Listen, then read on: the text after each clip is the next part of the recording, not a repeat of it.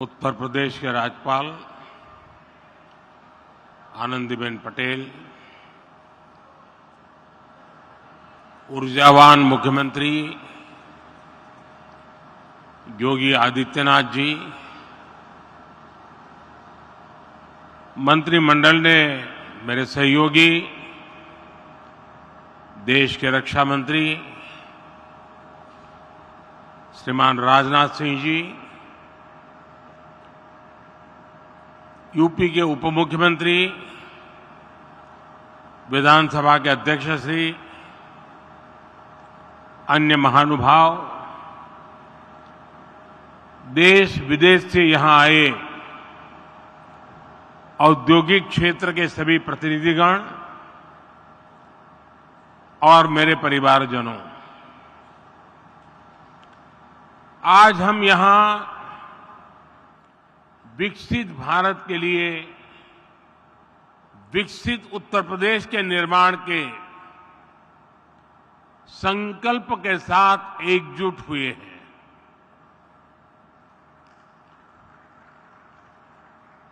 और मुझे बताया गया कि इस समय टेक्नोलॉजी के माध्यम से हमारे साथ यूपी की 400 से ज्यादा विधानसभा सीटों पर लाखों लोग इस कार्यक्रम के साथ जुड़े हुए हैं। जो लोग टेक्नोलॉजी से इस कार्यक्रम में जुड़े हैं, मैं मेरे इन सभी परिवारजनों का भी हृदय से स्वागत करता हूं। 7-8 वर्ष पहले हम सोच भी नहीं सकते थे कि उत्तर प्रदेश में भी निवेश और नौकरियों को लेकर ऐसा माहौल बनेगा। चारों तरफ अपराध, दंगे, छीना झपटी, यही खबरें आती रहती थी। उस दौरान अगर कोई कहता कि यूपी को विकसित बनाएंगे तो शायद कोई सुनने को भी तैयार नहीं होता, विश्वास करने का तो सवाल ही नहीं था। लेकिन आज देखिए, लाखों करोड़ रुपए का निवेश उत्तर प्रदेश की धरती पर उतर रहा है। और मैं उत्तर प्रदेश का सांसद हूं और मेरे उत्तर प्रदेश में जब होता है तो मुझे सबसे ज्यादा आनंद होता है।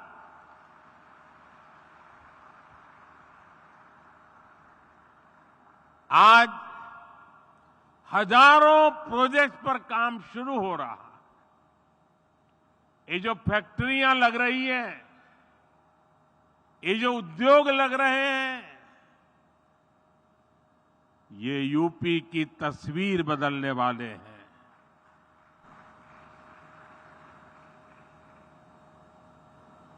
मैं सभी निवेशकों को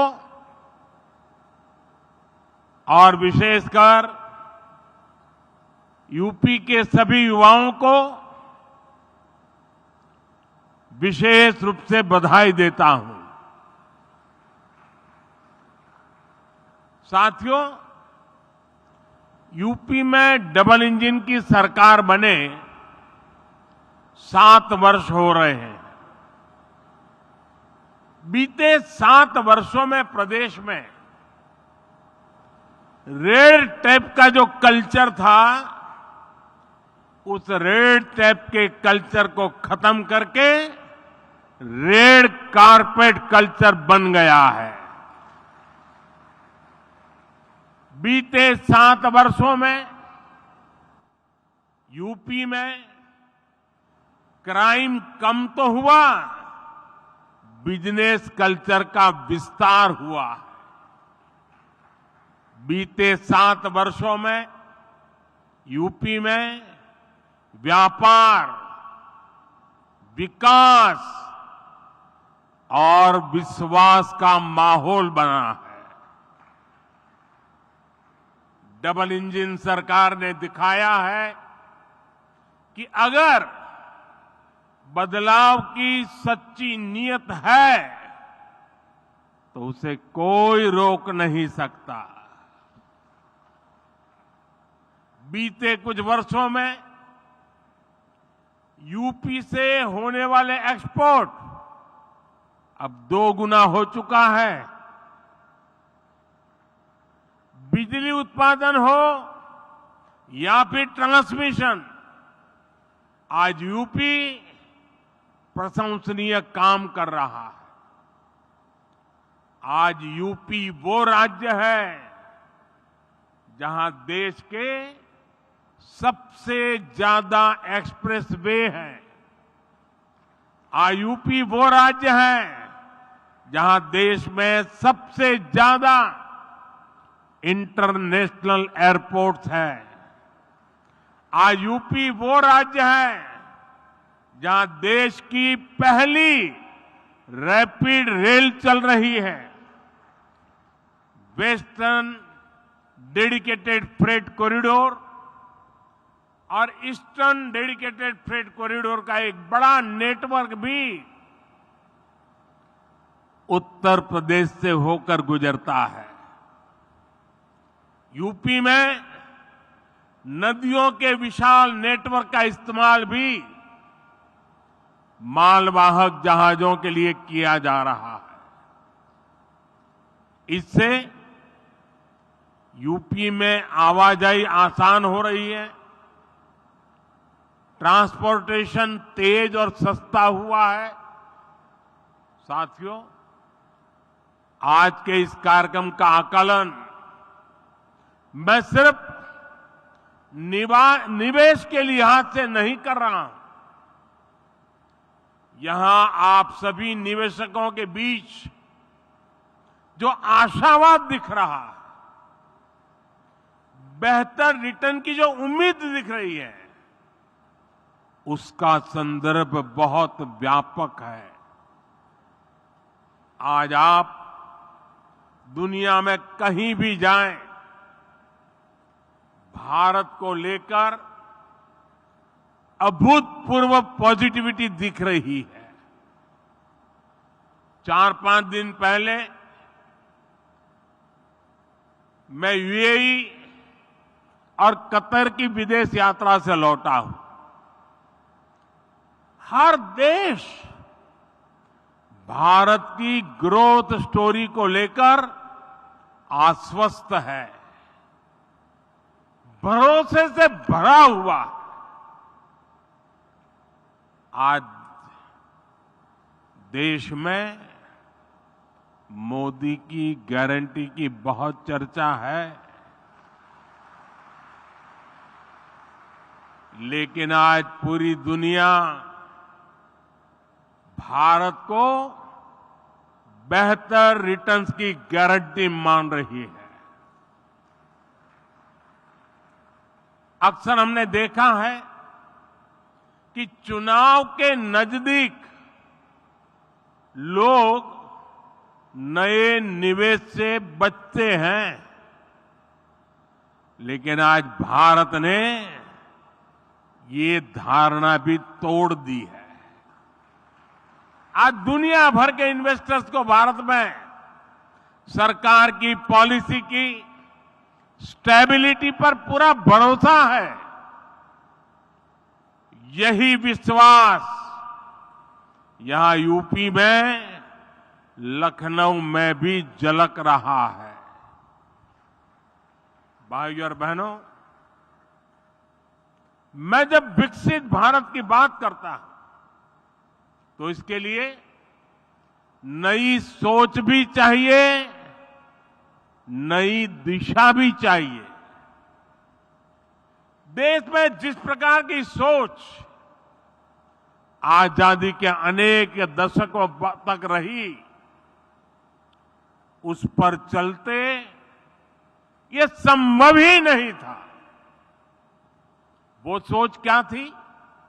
सोच थी कि देश के नागरिकों का जैसे तैसे गुजारा कराओ,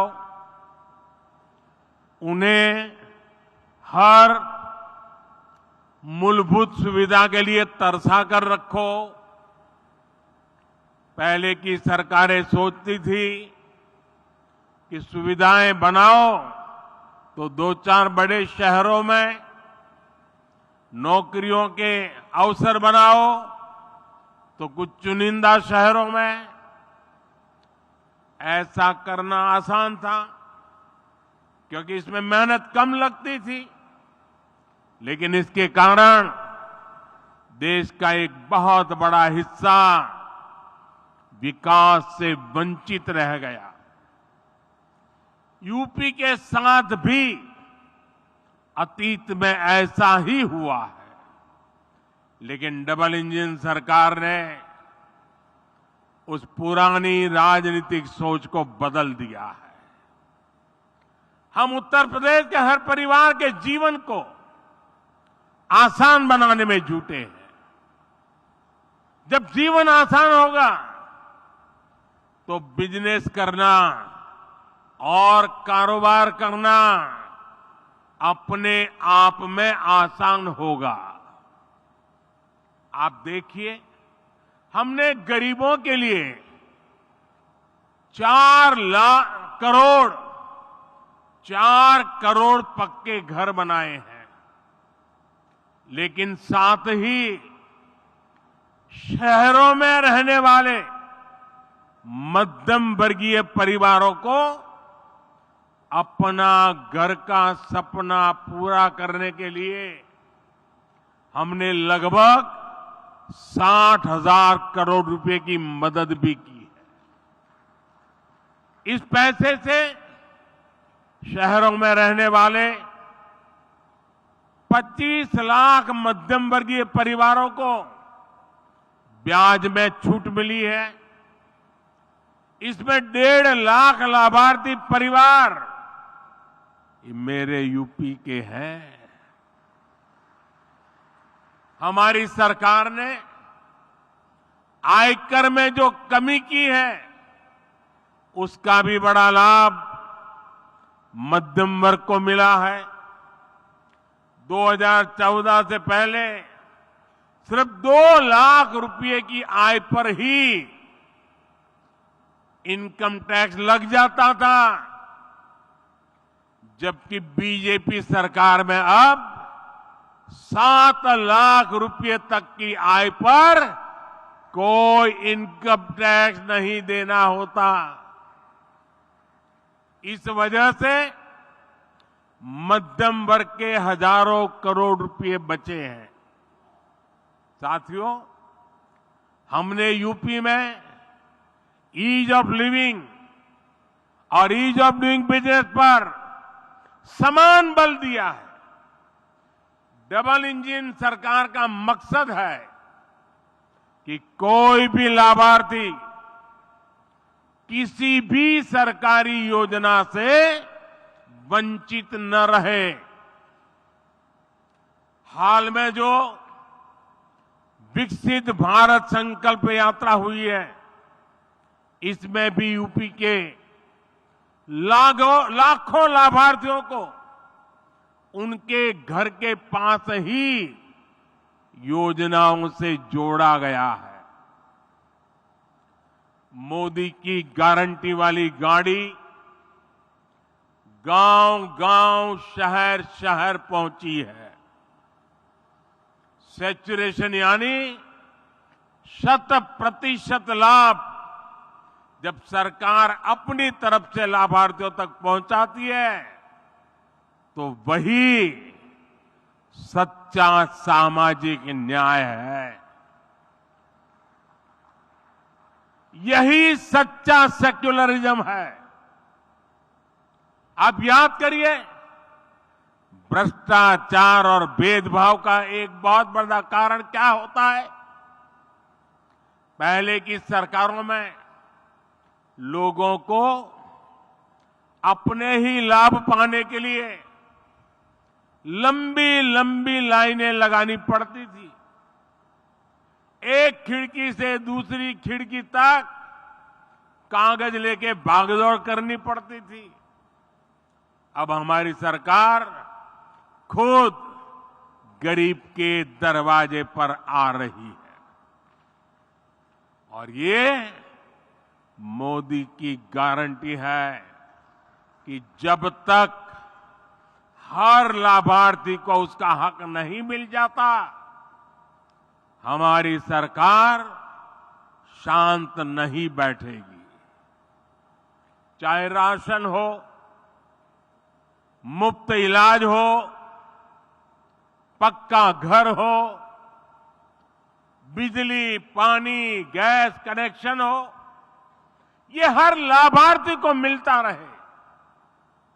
साथियों, मोदी आज उनको भी पूछ रहा है जिनको पहले किसी ने नहीं पूछा।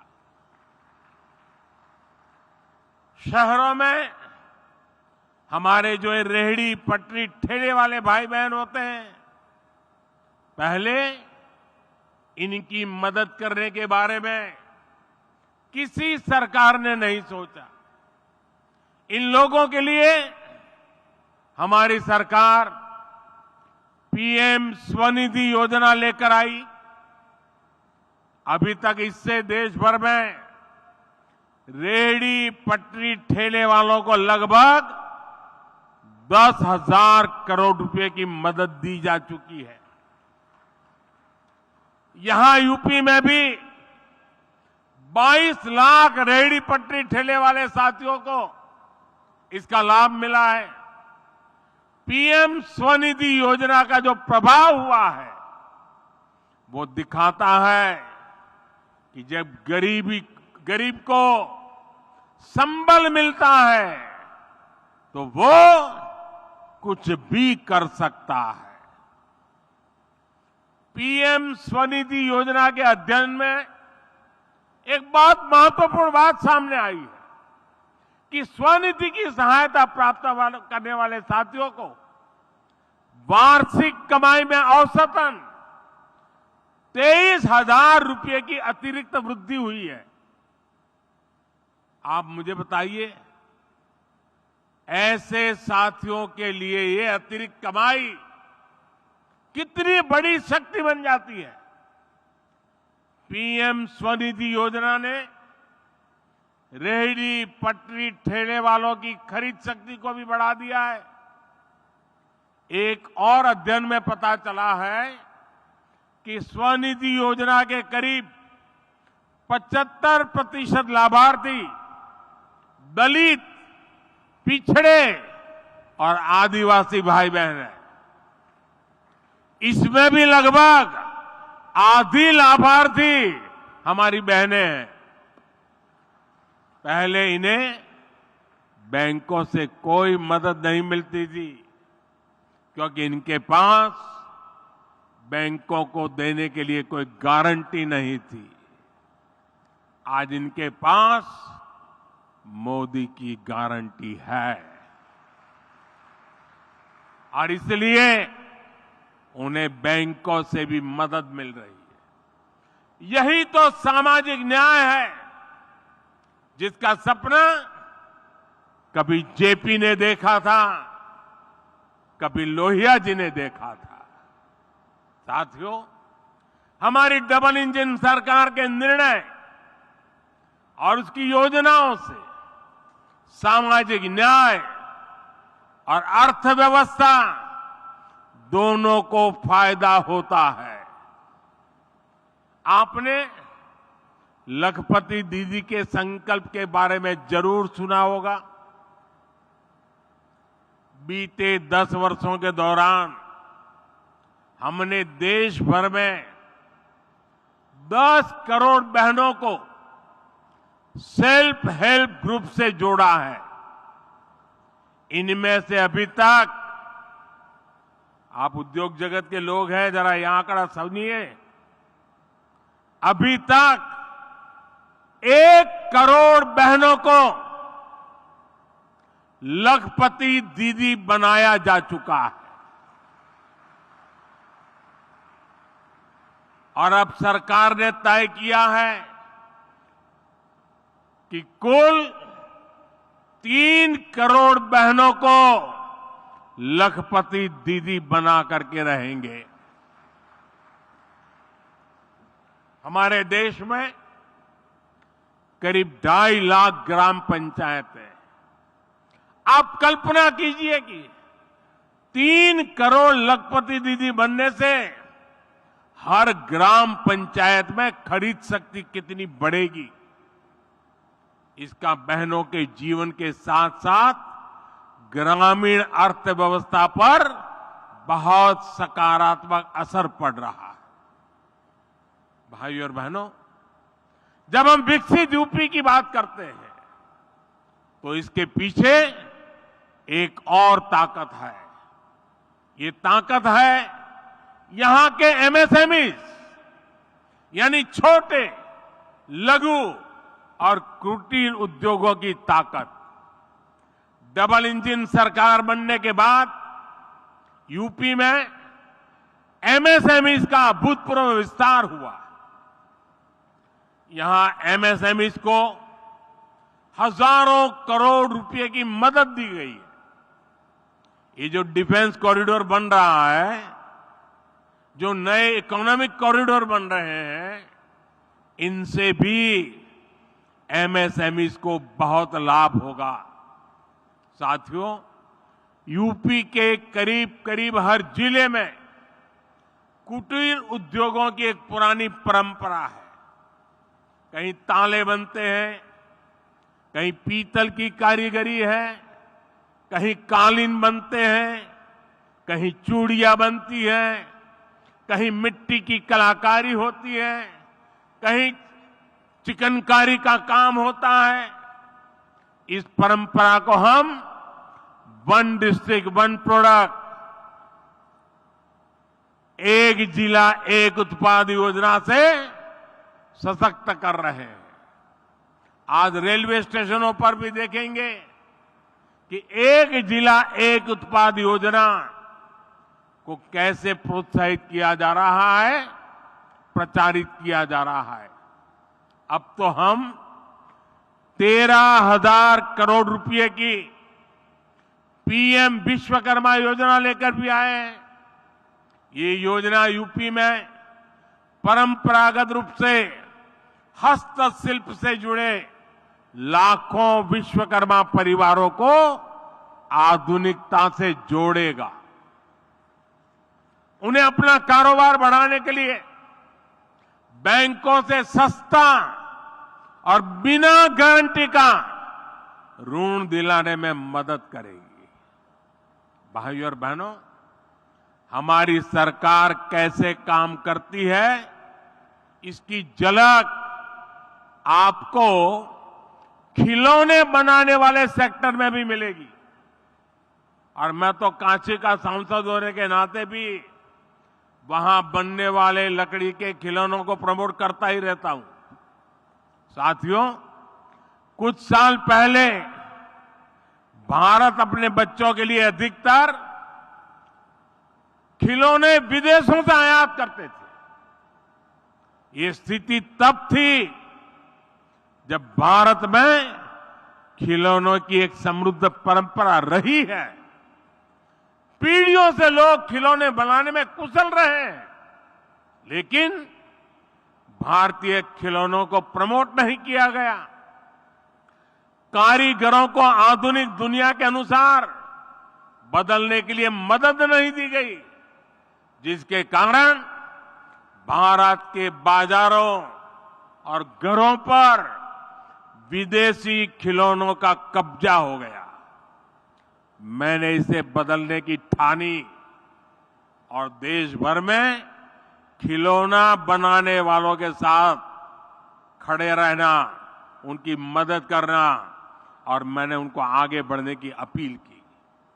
आज स्थिति ये है कि हमारा इंपोर्ट, हमारा आयात बहुत कम हो गया है और खिलौनों का निर्यात कई गुना बढ़ गया है।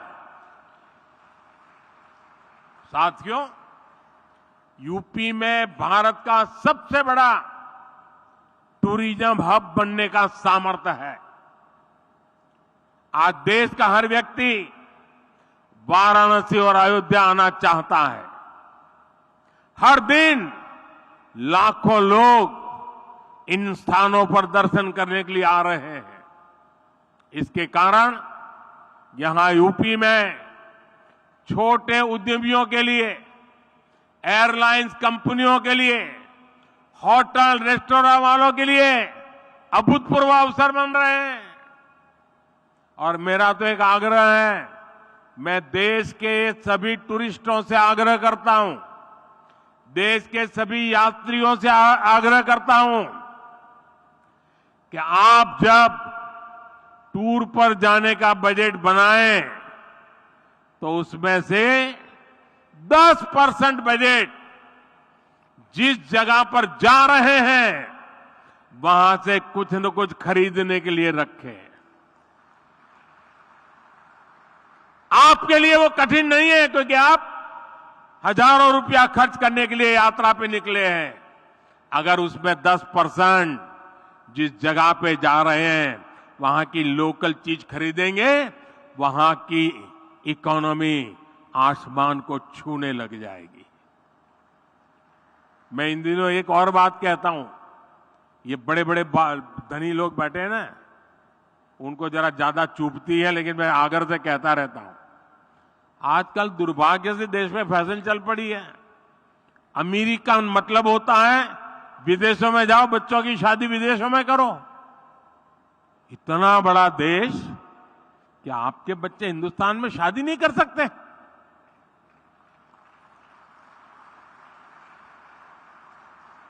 कितने लोगों को रोजगार मिलेगा?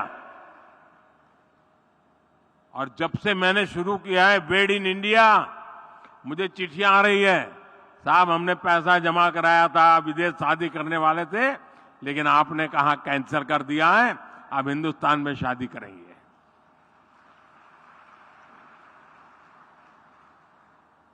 देश के लिए भगत सिंह की तरह फांसी पर लटके तभी देश की सेवा होती है, ऐसा नहीं है।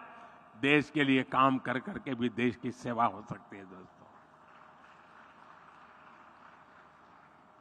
और इसलिए मैं कहता हूं, बेहतर लोकल, नेशनल और इंटरनेशनल कनेक्टिविटी से यूपी में आना जाना बहुत आसान हो गया है। वाराणसी के रास्ते बीते दिनों हमने दुनिया की सबसे लंबी क्रूज सर्विस को भी शुरू किया है। 2025 में कुंभ मेले का आयोजन भी होने वाला है। ये भी यूपी की अर्थव्यवस्था के लिए बहुत महत्वपूर्ण होने वाला है। आने वाले समय में टूरिज्म और हॉस्पिटैलिटी सेक्टर में यहां बहुत बड़ी संख्या में रोजगार बनने वाले हैं। साथियों, हमारा प्रयास है कि हमारी जो ताकत है उसे भी आधुनिकता के साथ जोड़ें, सशक्त करें और नए सेक्टर्स में भी कमाल करें। आज भारत इलेक्ट्रिक मोबिलिटी और ग्रीन एनर्जी पर बहुत अधिक फोकस कर रहा है। हम भारत को ऐसी टेक्नोलॉजी में, ऐसी मैन्युफैक्चरिंग में ग्लोबल हब बनाना चाहते हैं। हमारा प्रयास है कि देश का हर घर, हर परिवार सोलर पावर जनरेटर बन जाए। इसलिए हमने पीएम सूर्य घर मुफ्त बिजली योजना शुरू की है। इस योजना के तहत 300 यूनिट बिजली मुफ्त मिलेगी और अतिरिक्त बिजली लोग सरकार को बेच भी पाएंगे। अभी ये योजना 1 करोड़ परिवारों के लिए है। इसमें हर परिवार के बैंक खाते में सीधे 30,000 रुपये से लेकर करीब करीब 80,000 रुपये तक जमा कराए जाएंगे। यानी जो 100 यूनिट बिजली हर महीने जनरेट करना चाहता है उन्हें 30,000 रुपए की मदद मिलेगी। जो 300 यूनिट या उससे अधिक बिजली बनाना चाहेंगे उन्हें करीब 80,000 रुपया मिलेंगे। इसके अलावा बैंकों से बहुत सस्ता और आसान ऋण भी उपलब्ध कराया जाएगा।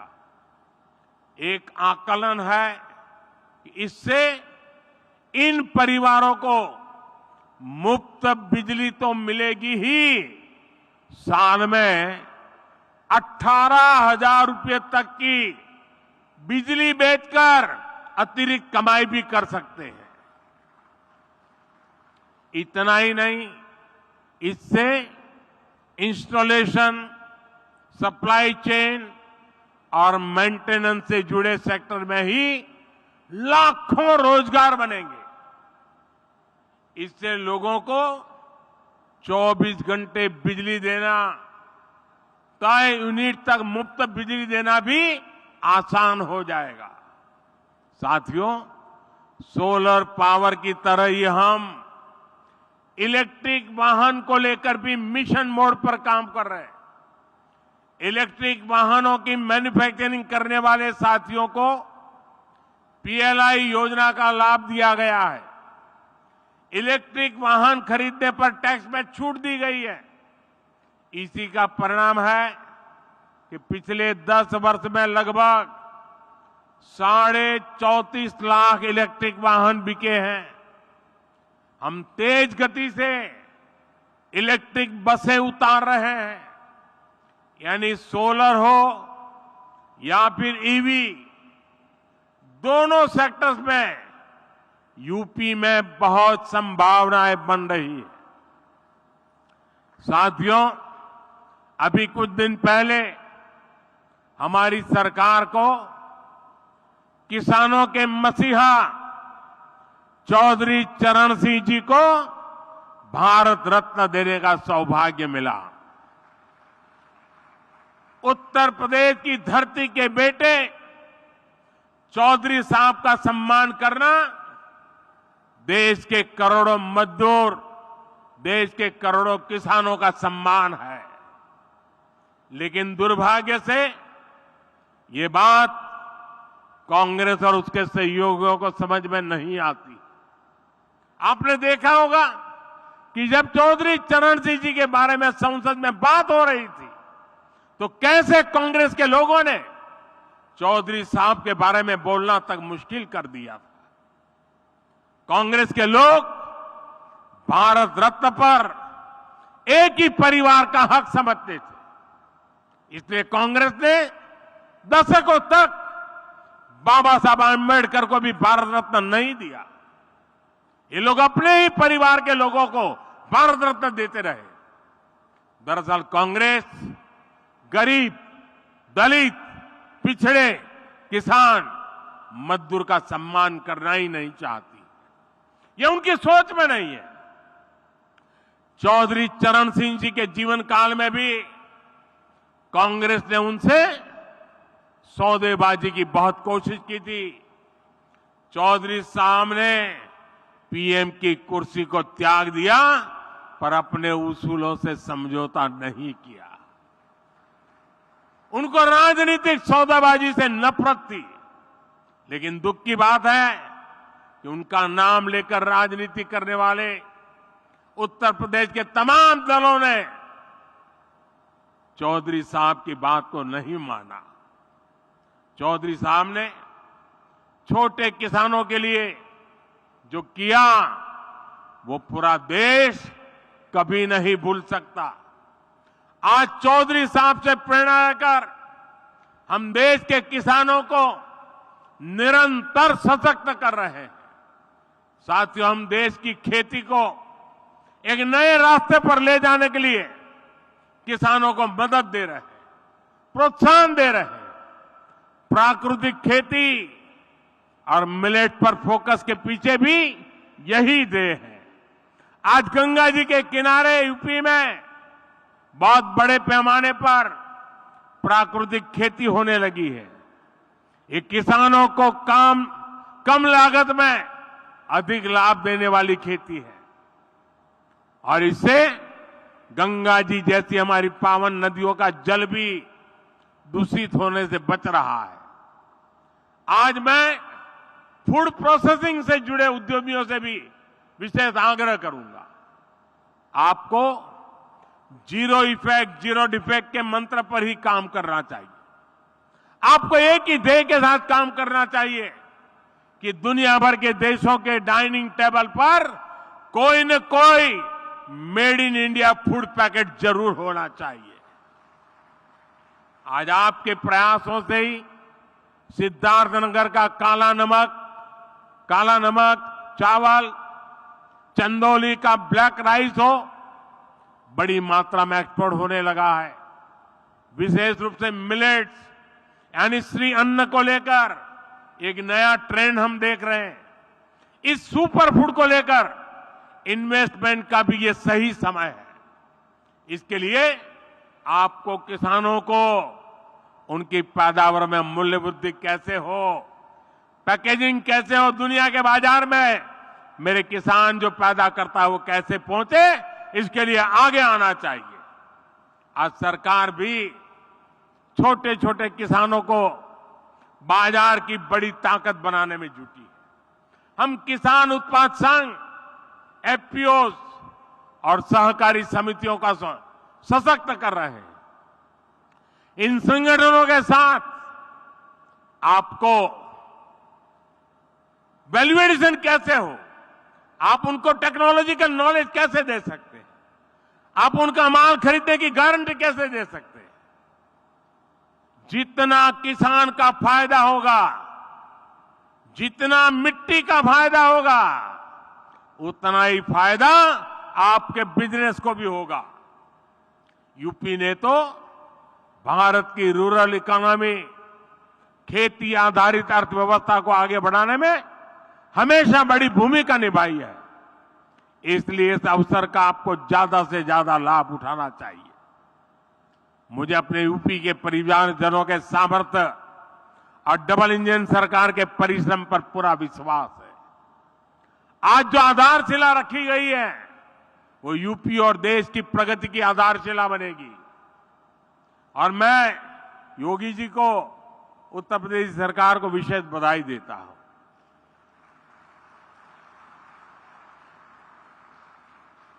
हर हिंदुस्तानी को गर्व होता है जब हम सुनते हैं कि उत्तर प्रदेश ने ठान लिया है कि $1 ट्रिलियन की इकोनॉमी बनाएंगे।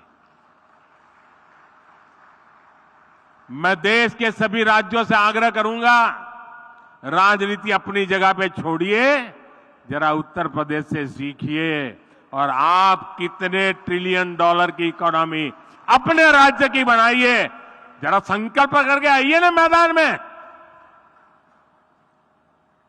देश तभी आगे बढ़ेगा उत्तर प्रदेश की तरह हर राज्य बड़े सपने, बड़े संकल्प लेकर के चल पड़े। और मेरे उद्योग जगत के साथी भी, अनंत अवसर की वेला है। आइए, दम आपने में चाहिए, हम तैयार बैठे हैं। साथियों, जब लाखों लोग उत्तर प्रदेश के आज इस बात को सुन रहे हैं, 400 स्थान पर हजारों की तादाद में लोग बैठे हैं, तो मैं उनको भी विश्वास दिलाता हूं,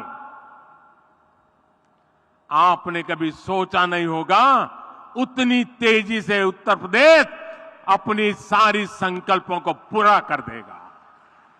आइए हम सब मिलकर के आगे बढ़े।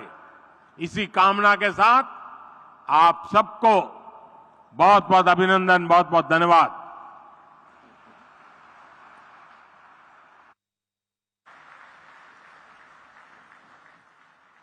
बहुत बहुत धन्यवाद माननीय प्रधानमंत्री जी, आपके प्रेरणादायी मार्गदर्शन के लिए। आप विराट स्वप्न संबोधन आपने सुना। Ground breaking ceremony, 10 lakh crore से ज्यादा के निवेश प्रस्ताव, 14,000 से ज्यादा परियोजनाओं की सौगात। और उत्तर प्रदेश के लिए बड़ा दिन इस वजह से क्योंकि पिछले साल भी ग्लोबल इन्वेस्टर समिट में 33 लाख करोड़ से ज्यादा के प्रस्ताव मिले थे और इस साल भी 10 लाख करोड़ के प्रस्ताव यहां मिले हैं। और राजनाथ सिंह जो कि लखनऊ के सांसद हैं, उत्तर प्रदेश की राज्यपाल आनंदीबेन पटेल, मुख्यमंत्री योगी आदित्यनाथ यहां मौजूद रहे। कहा जिसका कोई नहीं उसका नरेंद्र मोदी है। गांव गांव तक पहुंची गारंटी वाली गाड़ी, मोदी की ये गारंटी है। पहले छोटे व्यवसायियों को नहीं पूछा गया। प्रधानमंत्री नरेंद्र मोदी का यह संबोधन, उत्तर प्रदेश का मैं सांसद हूं और उत्तर प्रदेश विकास के पथ पर आगे बढ़ता है तो मुझे भी खुशी होती है। पीएम ने कहा कि पर्यटन की अपार संभावनाएं उत्तर प्रदेश में हैं।